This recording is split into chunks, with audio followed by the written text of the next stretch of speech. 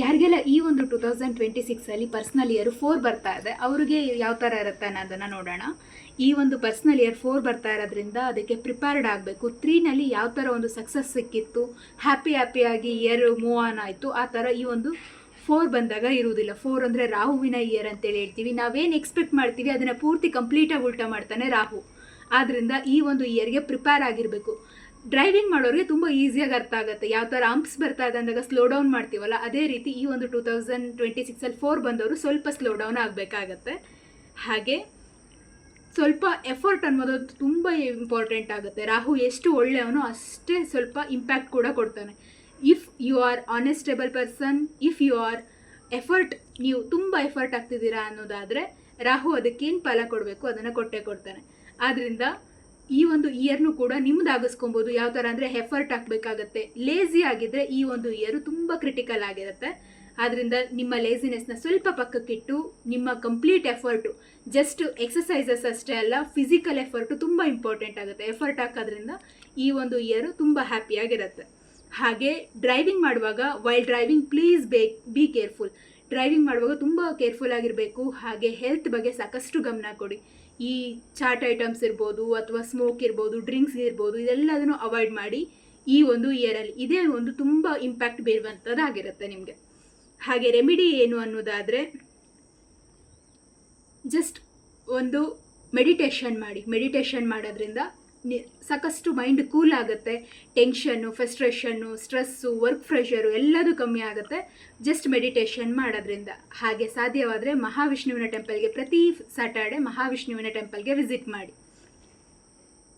ಹಾಗೆ street ಡಾಗ್ಸ್ಗೆ feed ಮಾಡೋದು ಕೂಡ ತುಂಬ ಒಂದು ಬ್ಯೂಟಿಫುಲ್ ಆಗಿರ್ತಕ್ಕಂಥ ರೆಮಿಡಿ. ಸ್ಟ್ರೀಟ್ ಡಾಗ್ಸ್ಗೆ ಜಸ್ಟ್ ಈ ಬಿಸ್ಕೆಟ್ ಇರ್ಬೋದು, ಬನ್ನು, ಬ್ರೆಡ್ ಇದನ್ನೆಲ್ಲ ದಯವಿಟ್ಟು ಹಾಕಬೇಡಿ. ರೈಸನ್ನ, ವೈಟ್ ರೈಸ್ನ ಮಿಲ್ಕಲ್ಲಿ ಯೂಸ್ ಮಾಡಿ. ವೈಟ್ ರೈಸ್ನ ಕಲಸಿ ಅದನ್ನು ಮಿಲ್ಕಲ್ಲಿ ಫೀಡ್ ಮಾಡಿ. ಸ್ಟ್ರೀಟ್ ಡಾಗ್ಸಿಗೆ ಫೀಡ್ ಮಾಡೋದ್ರಿಂದ ತುಂಬ ಬ್ಯೂಟಿಫುಲ್ ರೆಮಿಡಿ ಅದು. ಹಾಗೆ ಫಲನೂ ಕೂಡ ಒಳ್ಳೆ ಫಲ ಸಿಗುತ್ತೆ. ಯಾರಿಗೆಲ್ಲ ಪರ್ಸ್ನಲ್ ಇಯರ್ 5 ಬರ್ತಾ ಇದೆ ಅವ್ರಿಗೆ ಯಾವ ಥರ ಇರುತ್ತೆ ಅನ್ನೋದನ್ನು ನೋಡೋಣ.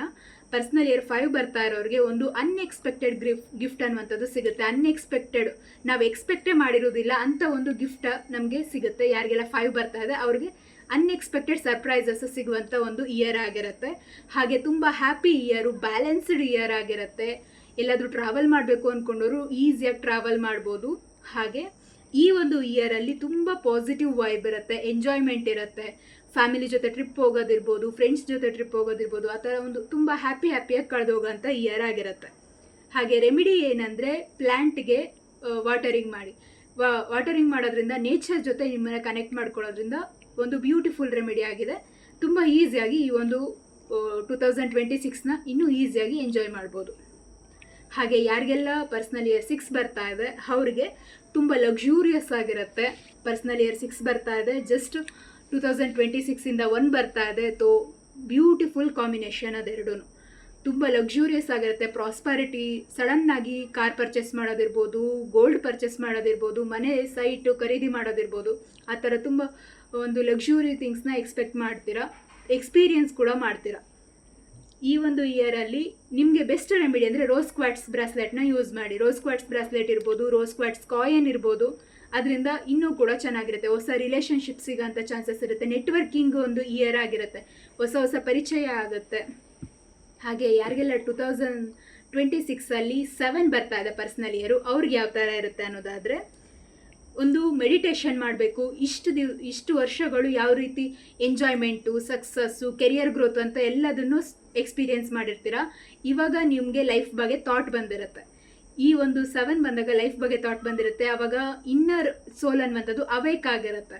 ಇನ್ನರ್ ಸೋಲ್ ಅವೇಕ್ ಆಗಿರುವಾಗ ಜಸ್ಟ್ ಮೆಡಿಟೇಷನ್ ಮಾಡಿ, ನಿಮ್ಮ ಇನ್ನರ್ ಸೋಲ್ ಏನು ಹೇಳುತ್ತೆ ಅದನ್ನು ಕೇಳ್ತಾ ಹೋಗಿ. ಸ್ಪಿರಿಚುವಲ್ ಇಯರ್ ಆಗಿರುತ್ತೆ. ಸಾಧ್ಯ ಆದರೆ ಗುರುವಿನ ಟೆಂಪಲ್ಗೆ ವಿಸಿಟ್ ಮಾಡಿ. ಹಾಗೆ ಪ್ರತಿ ಗುರುವಾರ ಸಾಧ್ಯ ಆದರೆ ಫಾಸ್ಟಿಂಗ್ ಮಾಡಿ.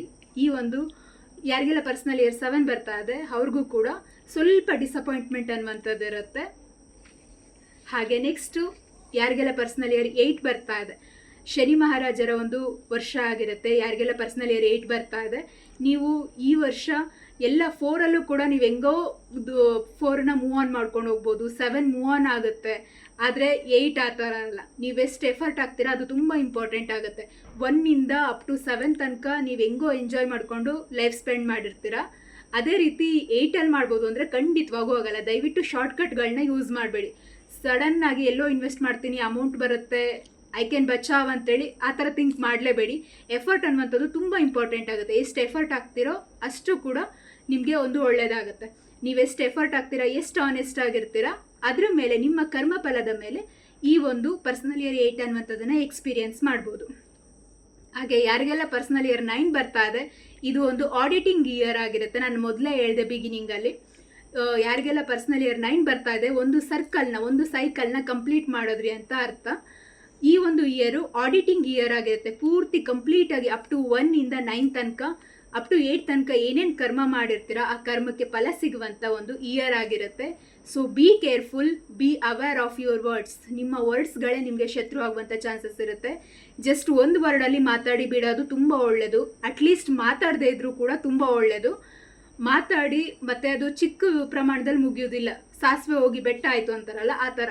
ಅದು ಏನಾದರೂ ಕ್ಲಾಶಸ್ ಆದರೆ ಪರ್ಮನೆಂಟಾಗಿ ಉಳ್ಕೊಳ್ಳುತ್ತೆ. ಆ ಕ್ಲಾಶ್ ಅನ್ನುವಂಥದ್ದು ಯಾವತ್ತೂ ಡಿಸಾಲ್ವ್ ಆಗಲ್ಲ. ಆ ಥರ ಇರುತ್ತೆ ಈ ಒಂದು 9 ಬರ್ತಕ್ಕಂಥವ್ರಿಗೆ. ಐ ಹೋಪ್ ಈ ವಿಡಿಯೋ ನಿಮ್ಮೆಲ್ಲರಿಗೂ ಇಷ್ಟ ಆಗಿದೆ ಅಂತೇಳಿ ಭಾವಿಸ್ತೀನಿ. ಯಾವುದೇ ರೀತಿ ಕ್ರಿಸ್ಟಲ್ಸ್ ಬೇಕಾದಲ್ಲಿ ನಮ್ಮ ವಿಷನ್ ಇಂಡಿಯಾ ಅಕಾಡೆಮಿನ ಕಾಂಟ್ಯಾಕ್ಟ್ ಮಾಡಿ.